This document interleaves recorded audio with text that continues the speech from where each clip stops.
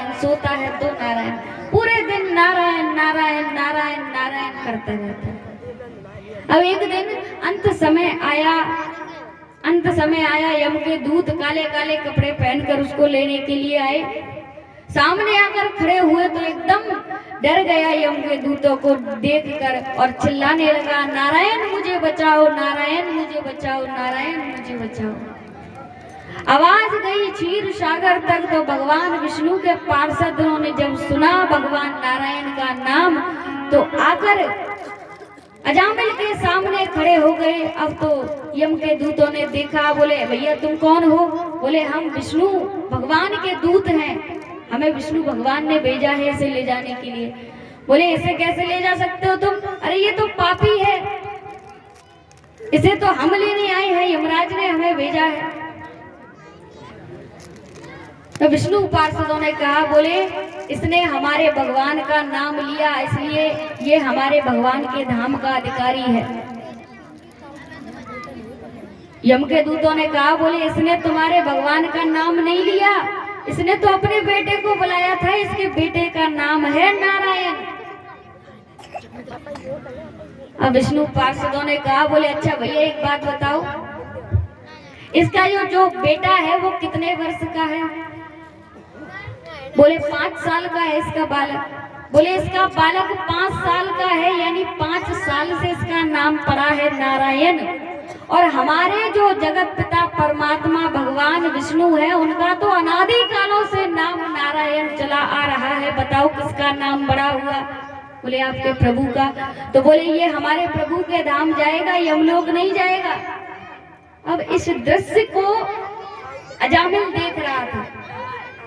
अब तो सोचने लगा कि मैंने अपने बेटे को भगवान के नाम से बुलाया तो भगवान के दूत मुझे लेने के लिए आए, अगर मैं भगवान का नाम लेता, भगवान को बुलाता, स्वयं भगवान मुझे लेने के लिए आते।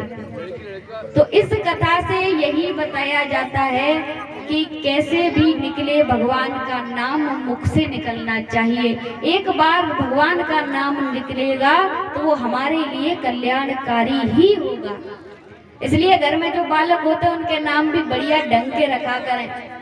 और हम लोग रख देते हैं मॉडर्न जमाने के, चिंकी पिंकी टोनू मोनू, और ऐसे नाम तो विदेशों में विदेशी लोग अपने जानवरों के रखते हैं। या नाम देखो, कन्याओं के नाम जूली। अब विदेशों में लोग अपने कुत्तों के नाम ऐसे रखते हैं, कुत्तों के, बिल्ली जो घर में पालते हैं उनके नाम। अरे हम सनातन धर्म के लोग हैं, हमारे सनातन धर्म की परंपरा चली आ रही है। कुछ बढ़िया से नाम रखो, राम रखो, श्याम रखो, माधव रखो, केशव रखो, अनेकों अनेक नाम है भगवान के। इतने सुंदर सुंदर, इतने पवित्र नामों का उच्चारण मुख से होगा तो भगवान की कृपा प्राप्त होगी। तो बड़ा पावन चरित्र अजामिल का सुखदेव जी ने राजा परीक्षित को सुनाया। आगे 7वें स्कंद में कथा आती है प्रहलाद चरित्र की, जिसमें प्रहलाद जी ने भगवान की निस्वार्थ भक्ति करी। पिता ने खूब प्रतिबंध लगाया, खूब धमकाया, लेकिन भगवान का नाम लेना नहीं छोड़ा। हिरण्यकश्यपु ने खूब कठोर तप किया ब्रह्मा जी का। ब्रह्मा जी ने दर्शन दिया, कहा, बोले वरम प्रिया, वरदान मांग बेटा, क्या चाहिए तुझे? ब्रह्मा जी से कहा, बोले हमें तो अजर अमर बना दो। ब्रह्मा जी ने कहा, बोले अजर अमर तो हम भी नहीं है, तुझे कहां से बना दे? तो कहने लगा, बोले महाराज तो मैं जितने चाहूं उतने वरदान मांगूंगा। बोले जैसी तेरी इच्छा मांग ले।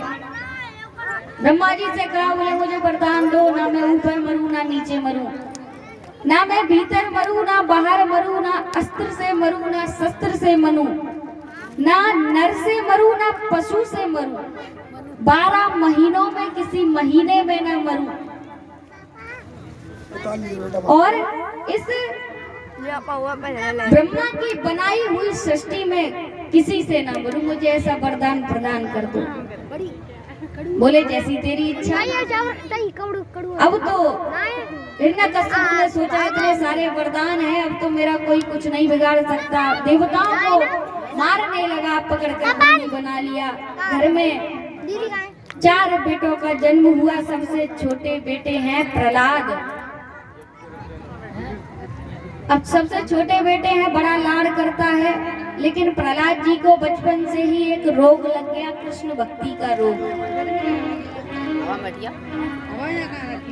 अब कृष्ण भक्ति में लीन प्रहलाद जी दिन रात हरि का भजन करते हैं। हिरण्यकश्यप ने देखा तो खूब क्रोध आया, क्योंकि हिरण्यकश्यप भगवान विष्णु का वैरी है। जब हिरण्याक्ष को भगवान ने वराह अवतार में मार दिया, तब से भगवान विष्णु को हिरण्यकश्यप ने अपने भाई का वैरी समझ लिया और भगवान से द्वेष करने लगा। अब यहाँ पर प्रहलाद को खूब समझाया, गुरुकुल भेज दिया कि जाओ, जाकर संडामर्क जी के आश्रम में भेज दिया। गुरुजी से कहा ऐसे दैत्य नीति पढ़ाओ। अब तो आश्रम में ले जाकर गुरुजी अच्छी बात है प्रहलाद जी को नहीं सिखाते। क्या सिखाते हैं? बोले कैसे लोगों को मारना चाहिए, कैसे लोगों को लूटना चाहिए, कैसे लोगों की निंदा करनी चाहिए, कैसे अपमान करना चाहिए। क्योंकि दैत्य कुल के बालक हैं तो दैत्य नीति ही सिखाई जाएगी। अब गुरुजी सिखाते हैं, जैसे महाराज ने कहा है वैसे ही गुरुजी प्रहलाद जी को पढ़ाते हैं। और हमारे सरकार जो शिक्षा नीति निर्धारित करेगी वही तो अध्यापक हमें पढ़ाएंगे।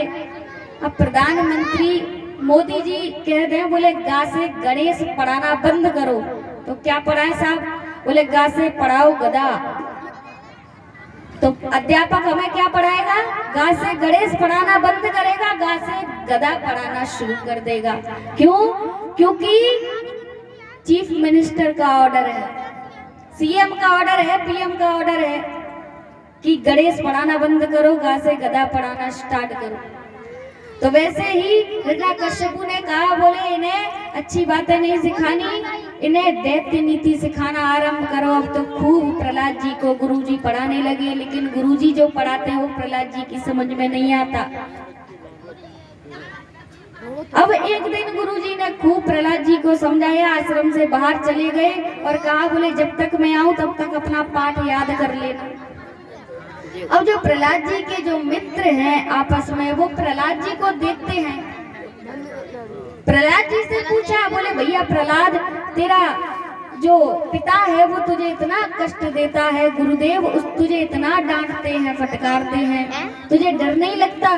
क्यों भगवान का भजन करता है? तो प्रहलाद जी ने कहा, बोले भैया अरे इस रस में, इस नाम में जो रस है, इस नाम में जो आनंद है, वो आनंद इस संसार की किसी वस्तु में नहीं है। तुम्हारा मन नहीं करता कभी भगवान के नाम में डूबकर उसका आनंद लें? अब सब मित्रों ने कहा, बोले भैया मन तो हमारा भी करता है, जब तू नाचता है, गाता है, भगवान के नाम का गुणगान करता है तो हमारा भी खूब मन करता है तेरे साथ नाचें, गाएं, खूब भगवान के नाम का संकीर्तन करें। लेकिन तेरे पिताजी से बड़ा डर लगता है भैया, अगर उनको पता चल गया तो 1 मिनट में गर्दन उड़ा देंगे।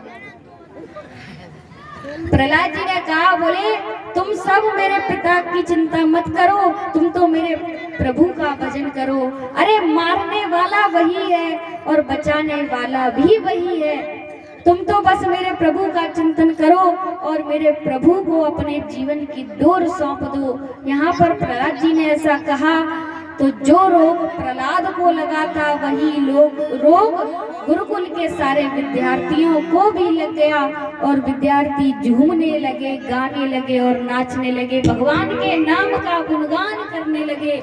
और जैसे विद्यार्थी झूम झूम कर नाच कर भगवान के नाम का आनंद ले रहे हैं, आइए थोड़ी देर एक कीर्तन के माध्यम से आनंद लेके उसके बाद आगे की कथा श्रवण करेंगे।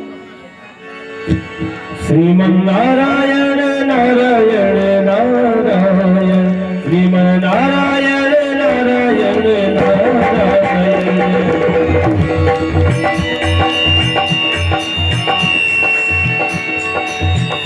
श्रीमन्नारायण नारायण नारायण श्रीमन्नारायण नारायण नारायण